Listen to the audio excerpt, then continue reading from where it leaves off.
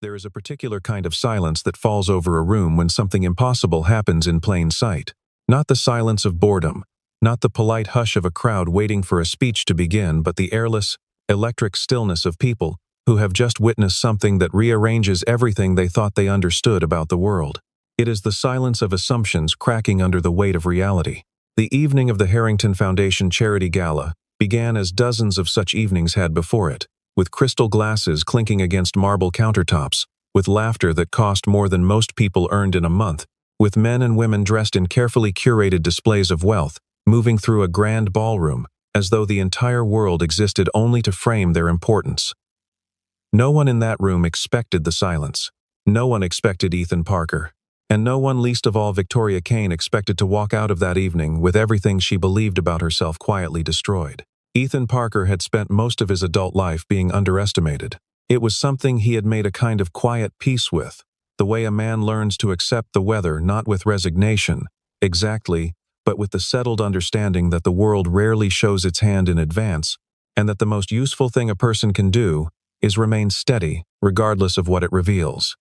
He was 38 years old, with the kind of lean, deliberate build that came not from a gym membership, but from years of physical work that asked something real of the body. His face held the particular stillness of someone who had learned long ago that the first expression you show the world is information you can never take back. He lived in a modest two-bedroom apartment on the east side of the city, the kind of neighborhood where the grocery stores still had handwritten price tags in the windows, and children rode bicycles in the street without helmets while their parents watched from stoops.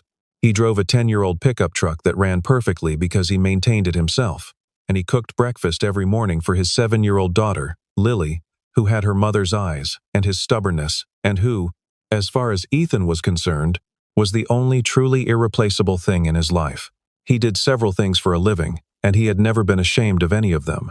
He worked as a security consultant for a small firm that served mid-sized businesses, mostly background checks, risk assessments, the quiet infrastructure of safety that nobody thought about until it failed.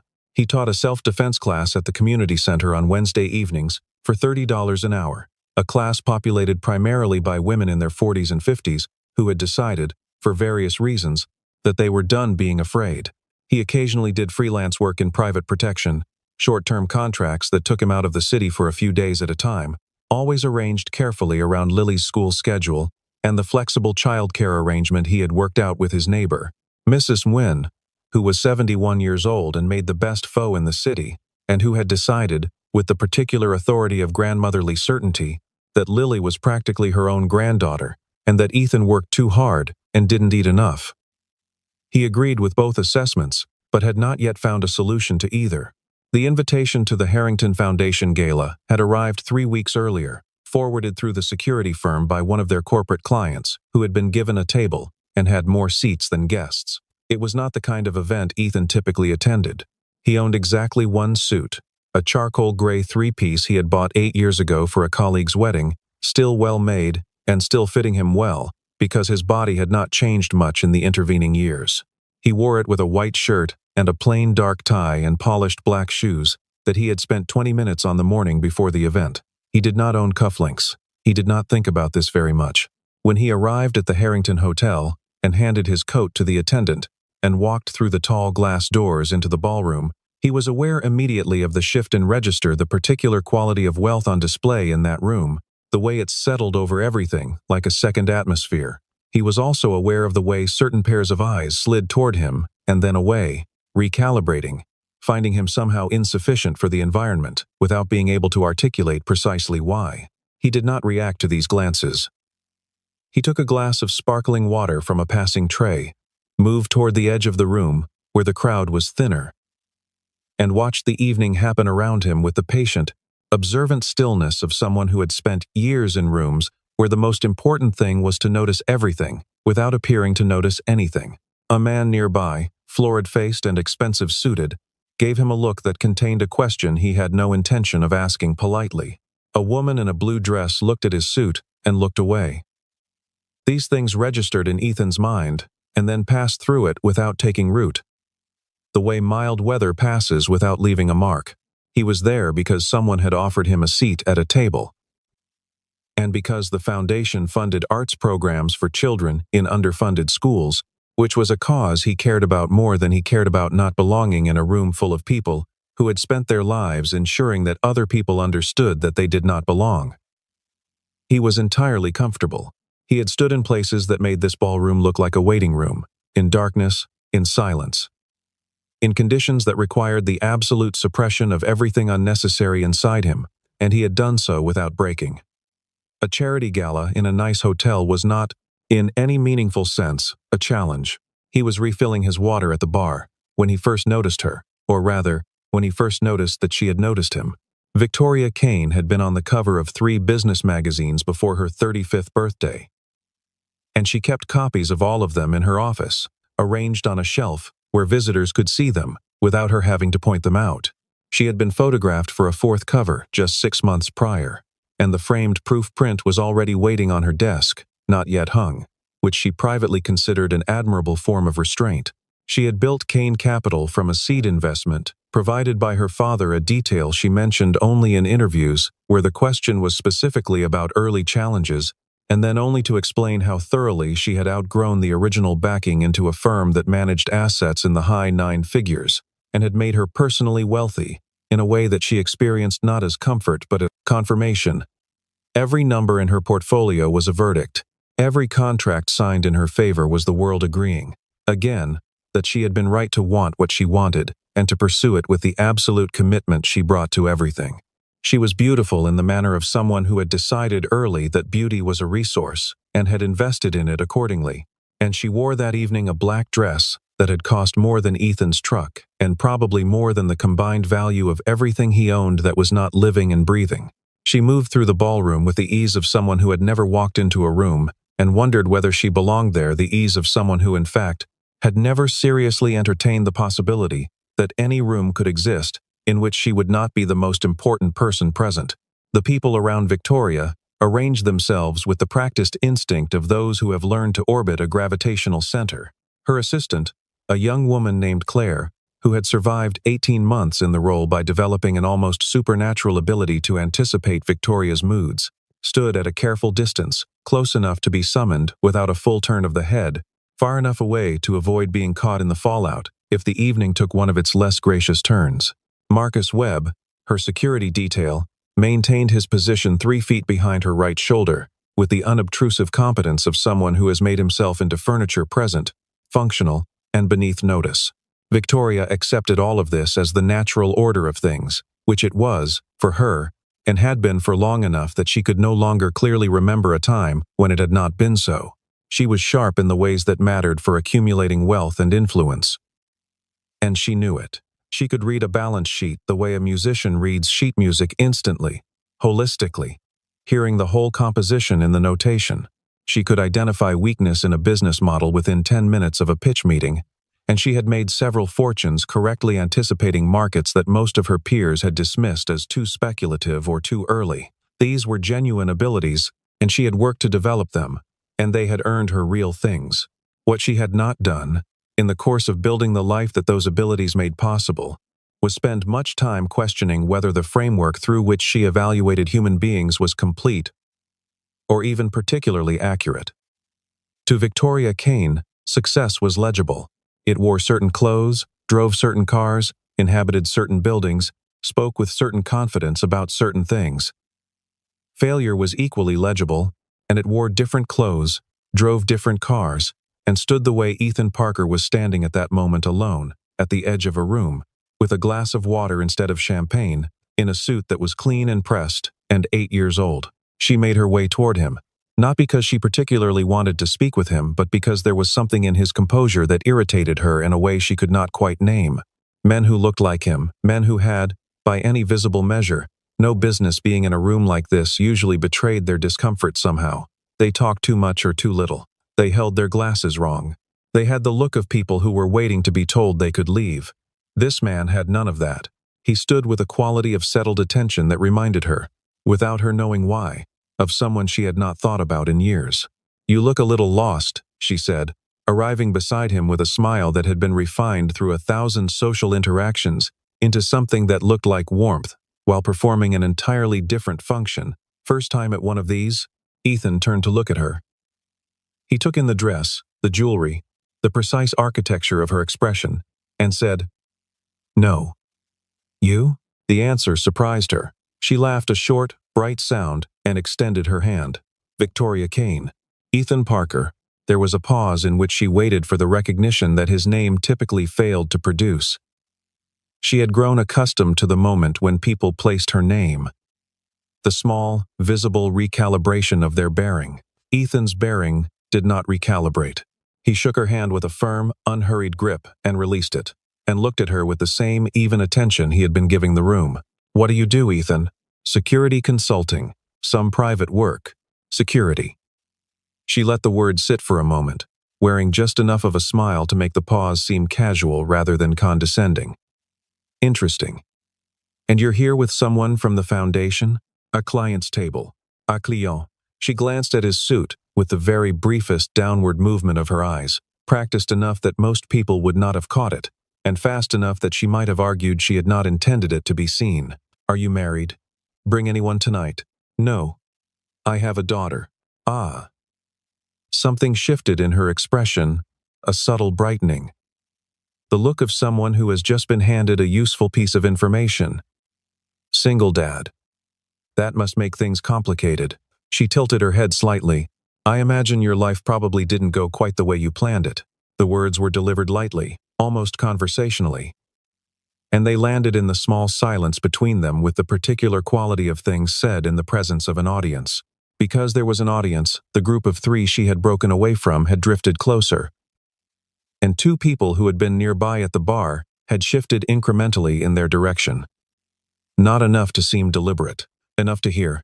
Victoria had the gift of performing intimate cruelty in front of witnesses in a way that made the witnesses feel they were observing something spontaneous, and this was the performance she had defaulted to without quite deciding to, the way certain habits take over before the conscious mind has a chance to weigh in.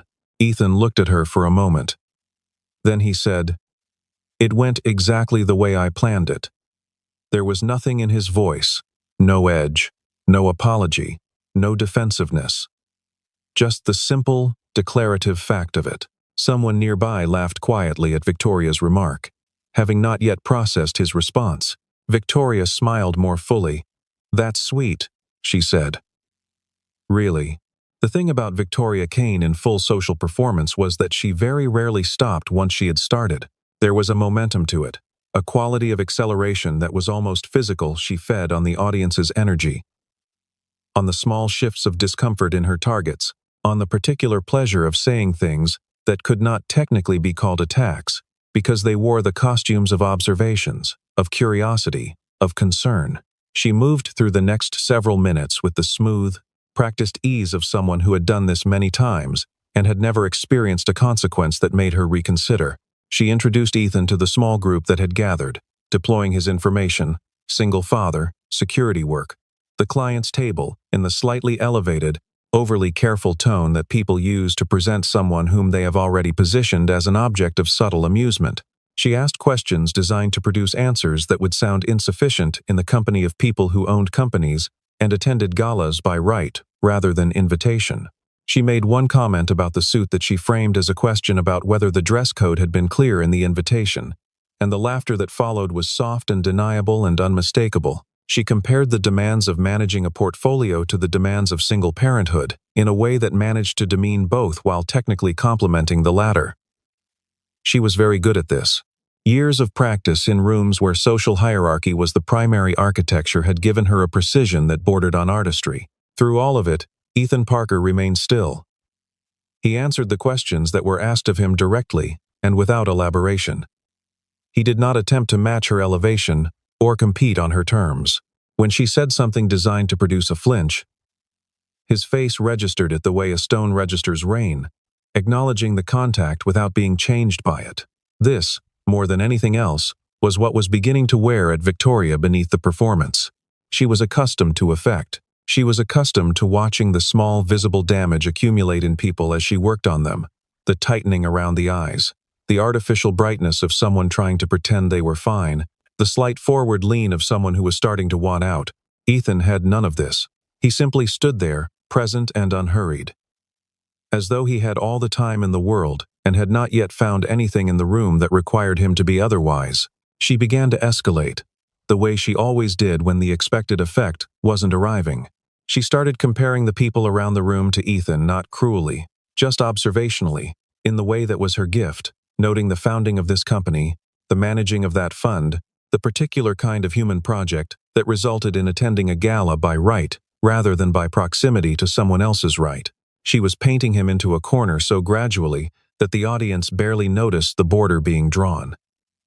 A woman in the group had stopped laughing 5 minutes ago and was now looking at her drink. A man who had been nodding along found something interesting to look at across the room. "People like you," Victoria said at last, her voice carrying the particular satisfaction of someone arriving at the destination they had been driving toward all along, "don't really belong in places like this. And there's no shame in that. Not everything is for everyone." She smiled. The smile was wide and warm and contained absolutely nothing human. "But I think maybe you've done enough networking for the evening." The room had quieted around them. Not the entire room, just the portion of it that had been drawn into the gravitational field of the exchange, the 15 or 20 people within earshot, who had been watching the way people watch things that make them uncomfortable, but not uncomfortable enough to intervene. Ethan set his water glass down on the bar behind him. He looked at Victoria with an expression that was not anger and not hurt, and not the smile of someone performing dignity under pressure. It was simply attention, clear and direct, and entirely without drama. "I think I'll go find my table," he said. "Of course." Victoria raised her champagne glass in a small, dismissive gesture. Then she turned toward the man at her shoulder, a large man, broad across the back, in a dark suit that fit him the way suits fit people whose job requires that they be able to move quickly in formal settings. "Marcus, help Mr. Parker find the exit." Marcus Webb had been Victoria Kane's personal security detail for 4 years. He was 6 feet and 3 inches tall, 230 pounds, a former collegiate wrestler who had spent 3 years in private military, contracting before transitioning into executive protection.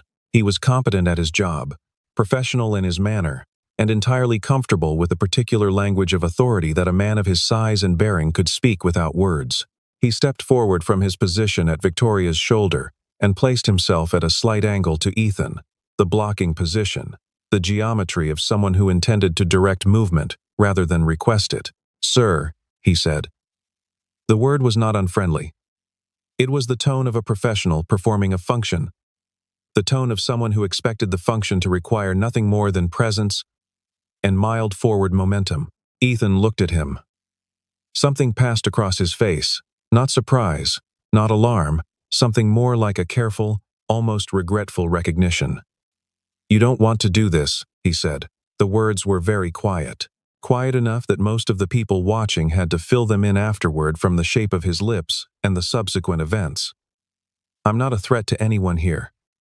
Just let me walk." Marcus reached out and placed his hand on Ethan's shoulder. What happened next took approximately 1 second, possibly less. Later, the people who tried to describe it would find that their descriptions diverged in the specific details and converged in the essential experience of it, the sense of watching something that the eye could barely track, followed by an outcome that seemed to have occurred without the intervening steps. Ethan's right hand came up. His body moved not dramatically, not in the exaggerated way of movie combat, but with the compressed efficiency of someone doing something they have done so many times that it no longer required thought, only execution.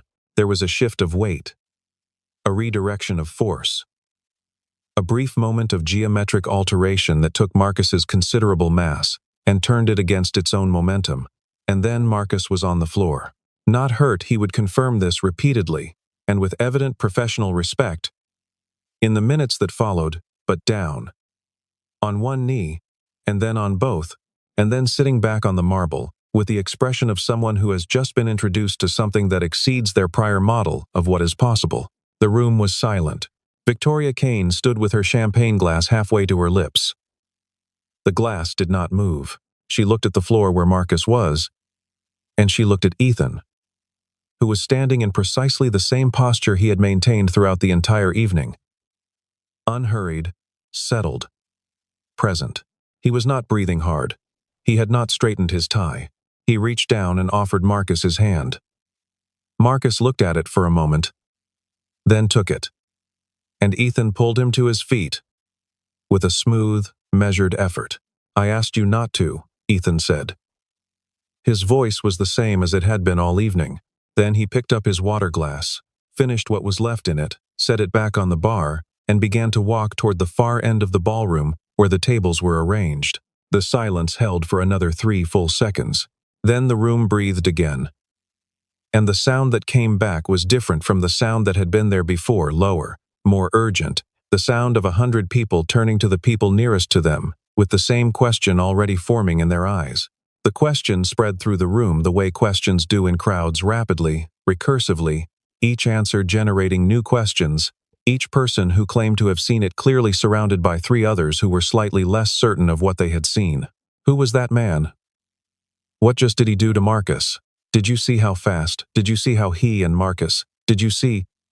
Who is he? Does anyone know him? Does anyone? The voices were hushed and rapid and everywhere. Marcus himself had returned to his post at Victoria's shoulder, though he stood now with the slight adjustment of bearing that a person carries after being introduced to their own miscalculation. He was professional enough not to show much. He showed a little. Victoria had recovered her composure sufficiently to accept a fresh glass of champagne from a passing server, and to make a comment to the woman beside her about how these things happened when security at public events was inadequately screened. The woman beside her nodded in the way people nod when they are not listening to what is being said but are trying to look as though they are not thinking about something else. Everyone was thinking about something else. Everyone was thinking about Ethan Parker. A man near the center of the room had stopped walking and was standing very still, looking toward the far end of the ballroom. He was in his 60s, silver-haired, wearing the particular ease of someone who had been wealthy long enough that wealth had become invisible to him rather than something to be performed. His name was David Harrington, the Foundation's founder. A man whose name was on the building, whose grandfather's portrait hung in the lobby, who had over the course of a long life built and given away several fortunes, and who carried himself with the settled authority of someone who had, over the same period, learned to distinguish between the 2 kinds of power, the kind that depended on other people's belief in it, and the kind that did not. He was looking at Ethan with the expression of someone who recognizes something they had not expected to find. He made his way across the room without hurrying and without the performance of urgency. The way people move when they know that the thing they are moving toward will still be there when they arrive. He passed Victoria without acknowledging her. He reached Ethan at the table near the east wall and extended his hand. "I thought it was you," David Harrington said. "I wasn't sure until just now." Ethan shook his hand.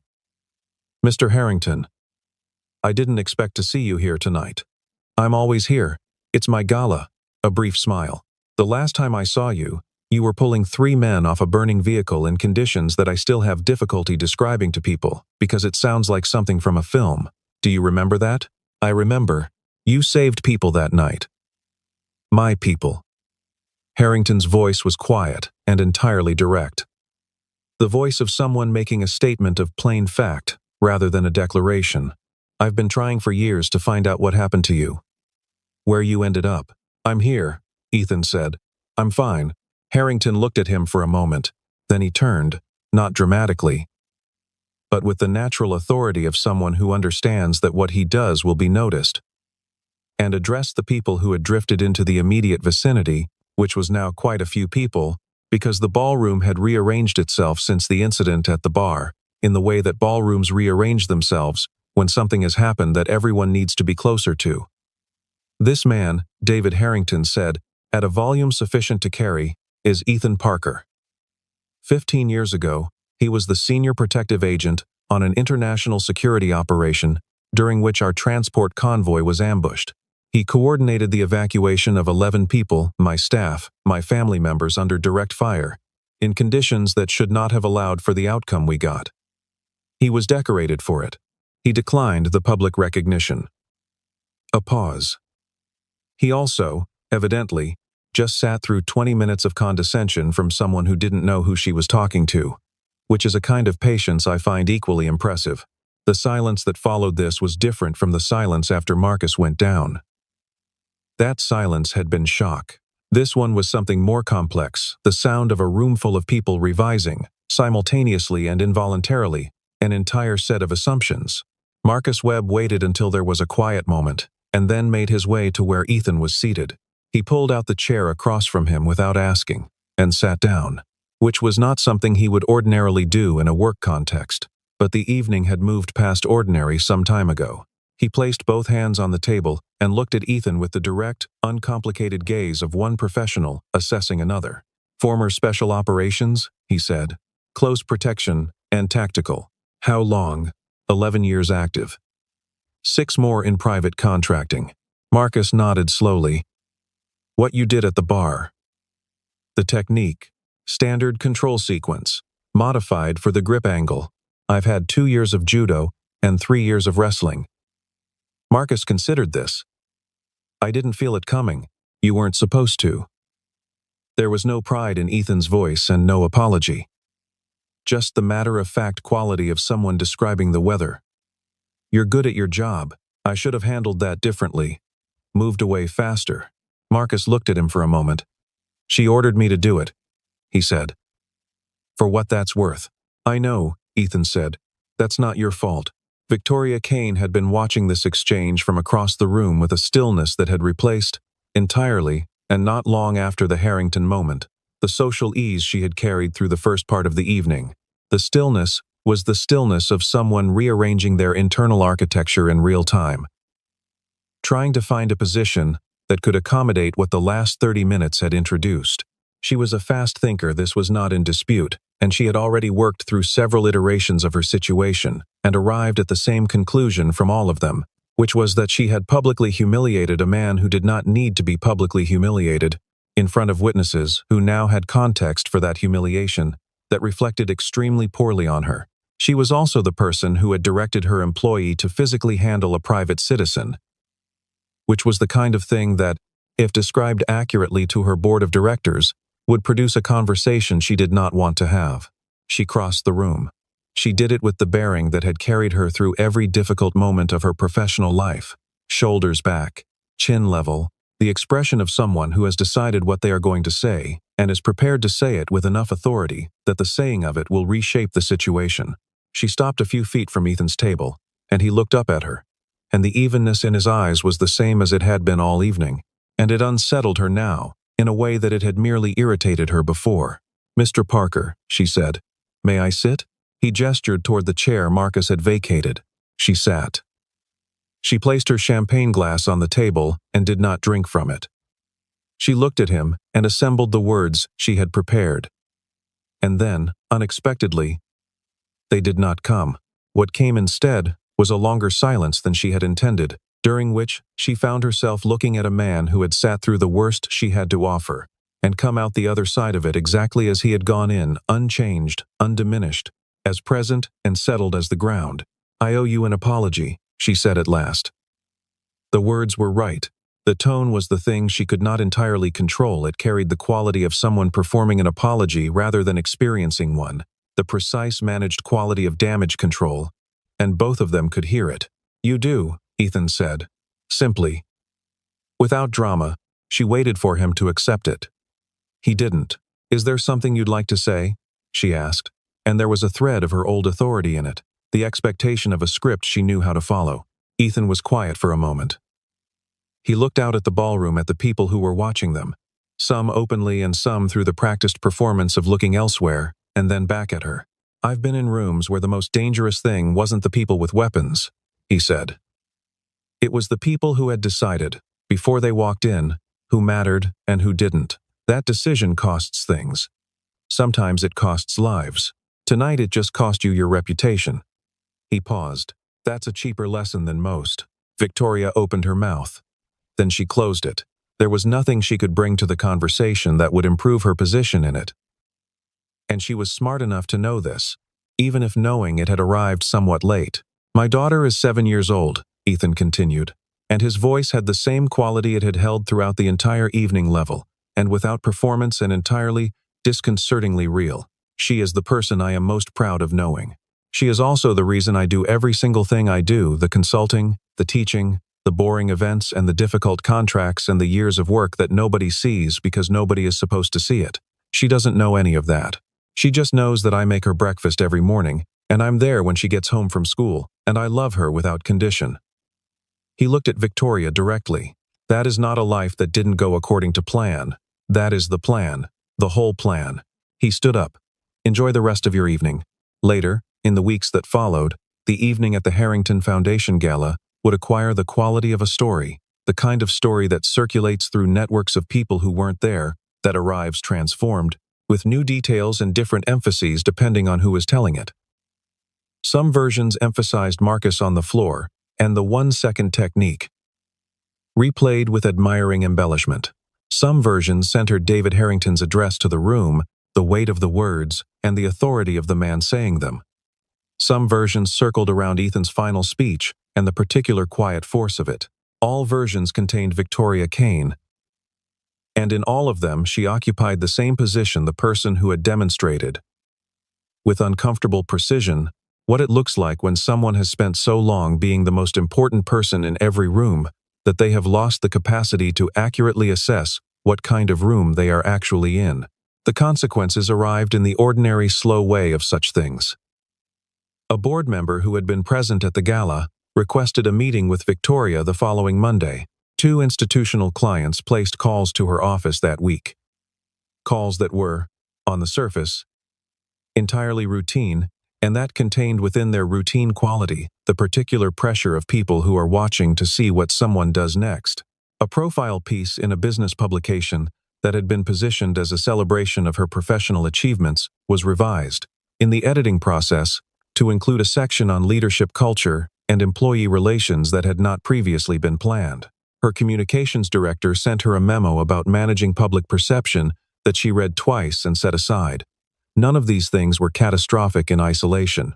Together, they outlined a situation that required sustained and careful management, and that would require from her something she had not previously had occasion to develop, the ability to operate in a world in which her image had been meaningfully, publicly complicated.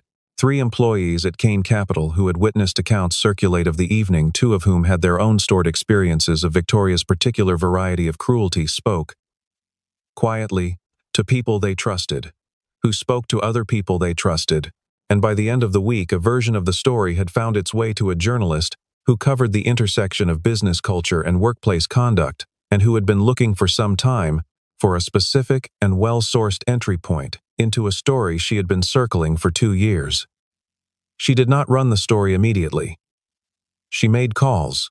She found 7 current and former employees of Kane Capital who were willing to speak, some on the record and some not, about the culture that Victoria had built inside her firm, the casual humiliations delivered in front of junior staff, the performance evaluations that functioned more as catalogs of personal grievance than professional assessments, the particular atmosphere of a workplace in which the person at the top had decided, long ago, that her own judgment about the worth of other human beings was beyond audit. The journalist took her time. She was thorough. Her editor scheduled the piece for 3 weeks out, and then moved it up by a week when a second publication expressed interest in adjacent reporting. Victoria's lawyers reviewed the draft when she obtained a copy through her communications director's contacts. There was nothing actionable in it. Everything attributed to named sources was accurate. Everything attributed to unnamed sources was corroborated. Victoria's response, drafted and revised by 3 people over the course of a weekend, occupied 4 paragraphs that expressed her commitment to building a culture of respect and dignity at Kane Capital, acknowledged that she had not always succeeded, and indicated her intention to engage an external consulting firm to conduct a culture review. It was a competent response, professionally calibrated, and it satisfied the minimum requirements of the situation without exceeding them. Whether it reflected any genuine internal change was a question that only time, and the people who worked for her, would eventually answer. She worked on the apology, the real one, not the managed version she had delivered at the table. She drafted it and revised it and drafted it again over the course of several days, and the drafting was uncomfortable in a way that was unfamiliar and instructive. She sent it eventually through channels, a letter that her communications director had not reviewed, written in the first person, with the particular awkwardness of someone not yet fluent in the language of genuine accountability. Whether it was enough was not a question she could answer. It was what she had, and she sent it. That was a beginning, or it wasn't, and time would indicate which. among the business community that had populated the Harrington Ballroom that night. The months after the gala produced a small but sustained interest in Ethan Parker. Several people sought him out through professional channels: a CEO who ran a manufacturing company with complex logistics security needs, a family office that managed assets for 3 generations of a regional business dynasty and needed a thorough risk review, a nonprofit that ran operations in 3 countries under volatile political conditions and had been looking for a security advisor with genuine field experience. Ethan met with all of them, evaluated the work carefully, and accepted 2 of the 3 contracts. He was not difficult to deal with. He was clear about scope and clear about rate, and entirely uninterested in the social performance that typically accompanied the early stages of business relationships. People found this refreshing in a way that surprised them, given that refreshing was not usually how they described directness. In the days immediately following the gala, Victoria's assistant Claire had run the kind of search that assistants run when instructed to find out everything about someone, and given no further guidance.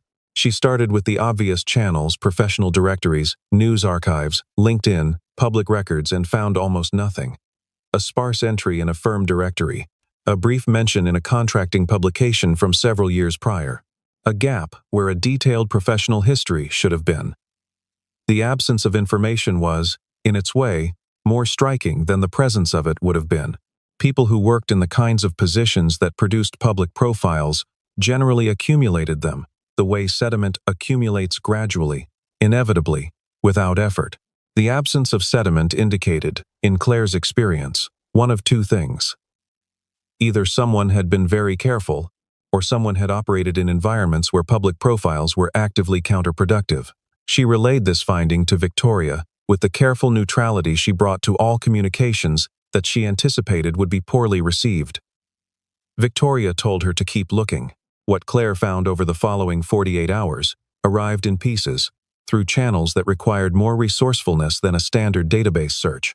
A commendation in a declassified government document, a name attached to a protective operation in a region that had been, during the relevant period, the subject of considerable international attention. A citation in a report prepared by an oversight body that reviewed the conduct of civilian contractors working alongside government security operations abroad, in which Ethan Parker was mentioned by name in the context of actions taken during an incident that had resulted in no loss of life among the civilian personnel under protection, despite conditions that the report described, in the careful language of official documents, as extremely adverse. Claire read the report twice. Then she printed it and walked it to Victoria's office without being asked, and set it on her desk, and said nothing. Because there was nothing to add. David Harrington called him 2 weeks after the gala and asked if he would consider an advisory role with the Foundation's International Operations, a program that placed arts education initiatives in post-conflict zones and which had encountered recurring security challenges that the Foundation's existing consultants had not been able to adequately address. Ethan asked for 3 days to think about it and called back on the 3rd day with questions rather than an answer, which Harrington took as a yes, correctly. They met for coffee at a diner near Ethan's apartment, not at the Foundation's offices, because Ethan had suggested the diner and Harrington had agreed without hesitation, and they talked for 2 hours about logistics and threat assessment and the particular difficulties of operating in environments where the formal infrastructure of safety had been damaged or destroyed. Harrington paid for the coffee. Ethan left the tip. There were other things that were offered in the weeks after the gala, things that had more to do with the story than with the work. A segment producer at a news program reached out through 3 intermediaries, asking if Ethan would be willing to discuss his background on camera. He declined through 1 intermediary, the first, without elaborating. A writer working on a book about veterans in civilian life asked if he would participate in an interview. He declined by not responding to the email, which was also a form of response. A publicist sent him a proposal through the security firm's general contact address. He was not sure how she had obtained the address and made a note to look into it. None of these things changed anything. They moved through his awareness and out the other side, like the glances in the ballroom at the beginning of the evening, acknowledged and released. On the Thursday evening following the gala, Ethan taught his self-defense class at the community center as he always did. There were 14 women in the class. one of whom had joined that week because she had heard about him from a friend who had heard about him from someone who had been at the gala. He did not know this. If he had known, it would not have changed how he taught the class. He taught the way he did everything with attention and without performance, with the understanding that the most useful thing he could offer anyone was the plain truth of what actually worked, delivered without flourish or mystification, and trusted to land on its own. He corrected grips and stances with the same patient directness he had used to answer Victoria's questions at the bar. No condescension, no over-explanation, no performance of expertise, just the thing itself, passed from one person to another. The woman who had joined because of the gala introduced herself afterward as Sandra. She told him she had heard the story.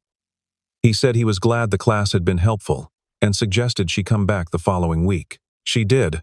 She came back the week after that as well, and became one of the more dedicated students in the group, which Ethan noted and acknowledged in the practical way. He acknowledged most things by increasing the difficulty of her exercises at a rate calibrated to her actual developing capability rather than the rate she requested, which was faster than her body was ready for.